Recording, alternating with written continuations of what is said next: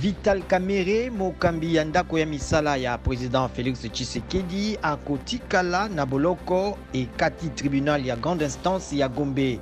Bazuzi basengaki mikolo mibale mpona kopesa ye yano na bosenga ya basambeli ya Kamerhe. Bosambisami na ye elongo na Sami Jamil mpe Jano Muhima mpona misala ya mikolo nkama ya président Félix Tshisekedi bokozongela le 25 mai.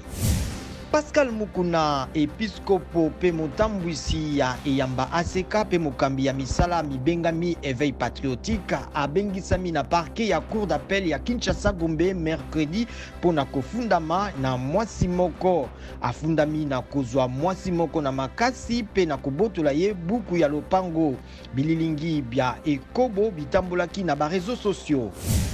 Lipingali ya minganga pe ya bayebi bokolongono malamu ya ekolo Chine likomi na Kinshasa pona kosunga misala ya bitumba ya COVID-19. Bachinois bakomi na RDC tango motango mwa bato bazwami na bokono boye bokomi 1102.